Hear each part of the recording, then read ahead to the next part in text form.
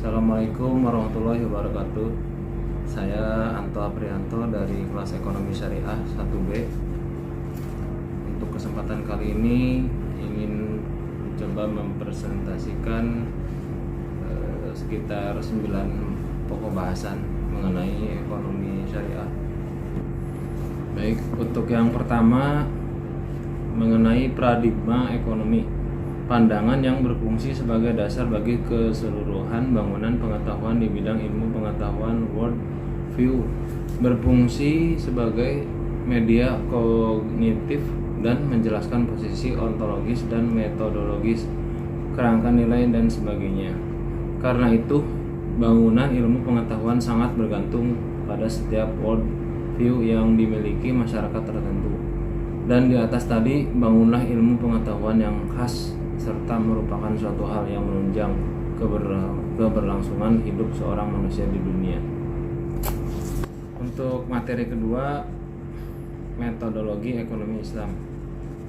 Filsafat ilmu merupakan cabang dari ilmu filsafat. Dengan demikian juga merupakan disiplin filsafat khusus yang mempelajari bidang khusus, yaitu ilmu pengetahuan.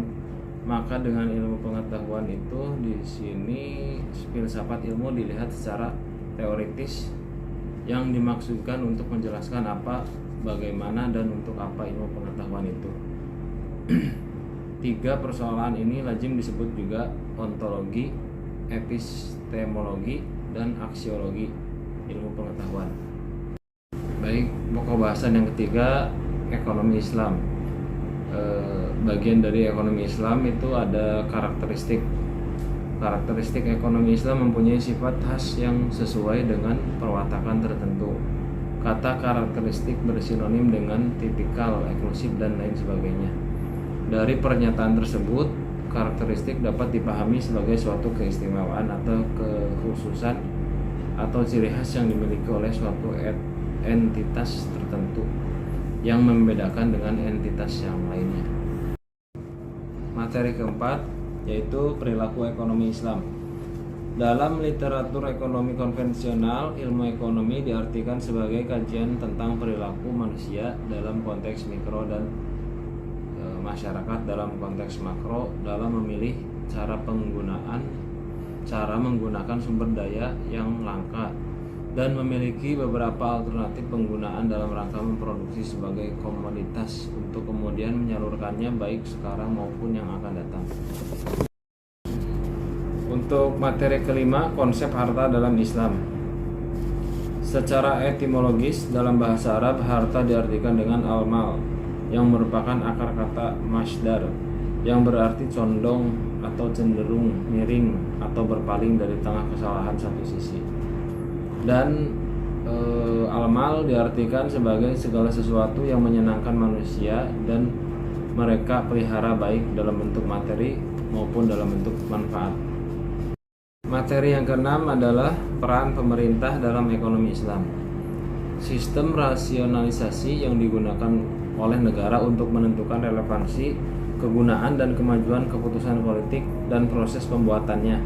Namun sistem politik memiliki alasannya sendiri-sendiri, dan Ibnu Khaldun membedakan di antara tiga jenis rasionalisasi politik, yaitu monarki, demokratis, dan Islam.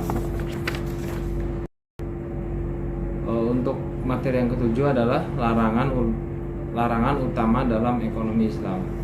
Larangan masyir dalam transaksi, yaitu disebut juga khimar, yang artinya adalah taruhan atau perlombaan. Kata-kata masyir dan khimar digunakan secara identik dalam bahasa Arab, yaitu jasara, yang mengandung beberapa makna seperti mudah, antonim dari makna sulit, mengharapkan sesuatu yang berharga dengan mudah atau tanpa membayar kompensasi. Baik, yang ke-8 adalah kebijakan fiskal dan moneter syariah. Kebijakan fiskal merupakan kebijakan yang dibuat oleh suatu pemerintah untuk dapat mengerahkan ekonomi suatu negara melalui pengeluaran dan pendapatan berupa pajak pemerintah. Kebijakan fiskal juga bermakna sebagai langkah-langkah pemerintah untuk membuat perubahan-perubahan dalam sistem pajak atau dalam pembelajarannya dengan maksud untuk mengatasi masalah-masalah ekonomi yang dihadapi. 9. Kewirausahaan. Wirausaha adalah orang yang mempunyai kemampuan melihat dan menilai kesempatan bisnis, mengumpulkan sumber daya yang dibutuhkan guna mengambil keuntungan dan tindakan yang cepat dalam memastikan kesuksesan. Salah satu tujuannya adalah meningkatkan jumlah wirausaha yang berkualitas.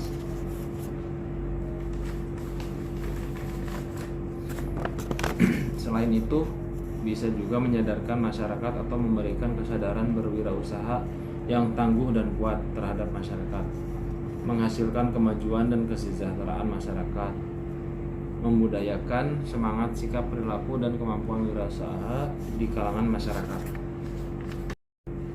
Sekian presentasi dari saya. Video ini merupakan penilaian akhir semester 1. Semoga saya mendapatkan nilai yang terbaik.